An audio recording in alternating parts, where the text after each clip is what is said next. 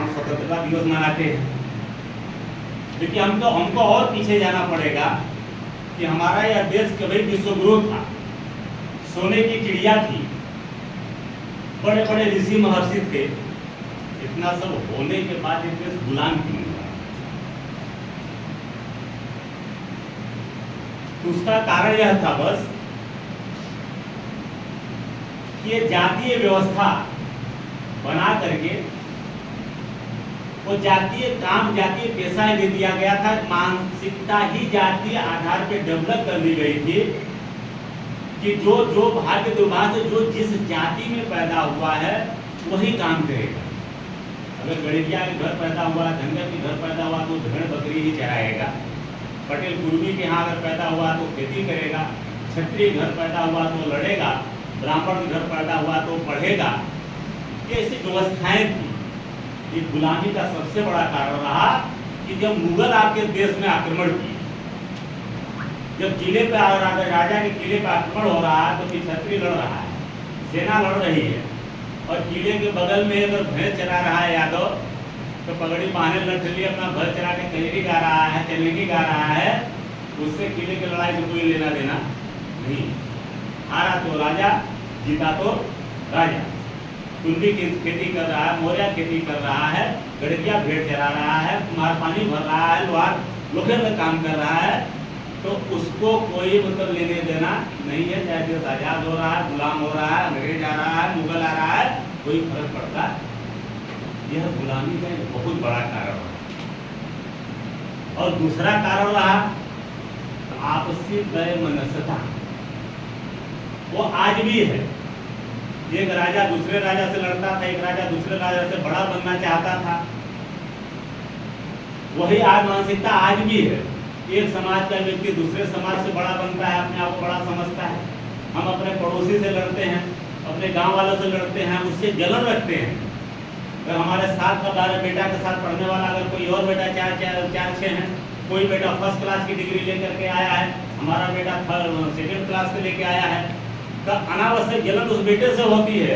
अपने बेटे से नहीं होता है कि अपना बेटा भी और रेस में दौड़े, वो भी फर्स्ट क्लास का लाए, और किसी का बेटा फर्स्ट क्लास में नंबर लाया है तो हम जाकर उसका हौसला बढ़ाए, स्वागत करे, उसके खुशी में खुशी जाहिर करे। ऐसी मानसिकता नहीं है, ये मानसिकता आज भी है।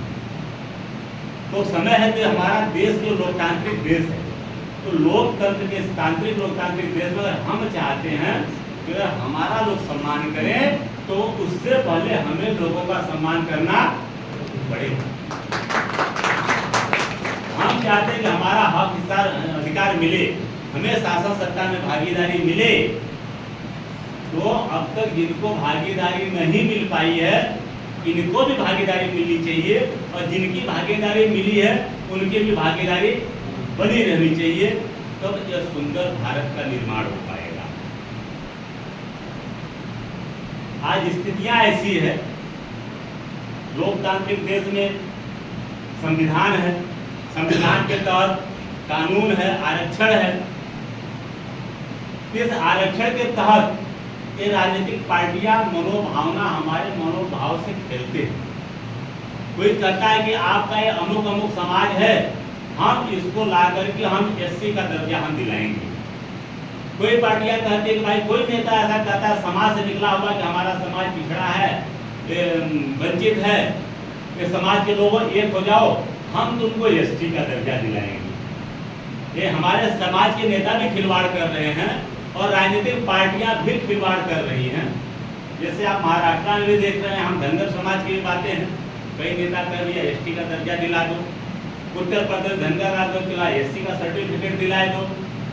उत्तर प्रदेश 17 जातियों को, जो ओबीसी समाज की जातियां हैं, जो कि अति पिछड़ा, अत्यंत पिछड़ा, कमजोर है ओबीसी समाज में, ऐसे 17 जातियों को उत्तर प्रदेश में बहन मायावती जी ने भी एससी में डालने के लिए रिकमेंड किया। अखिलेश यादव जी ने भी शासनादेश किए थे, और माननीय योगी आदित्यनाथ जी ने भी किए।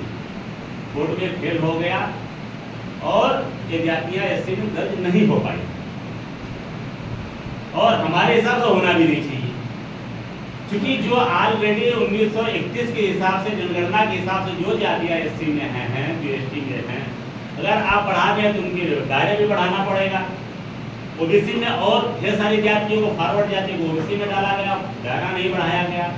तो यह जातियां इस मसले को पार्टियों ने हथियार बनाया है, जिसका बड़ा खामियाजा आज हमारा देश भुगत रहा मणिपुर के रूप में। मणिपुर में बस यही राजनीति भारतीय जनता पार्टी ने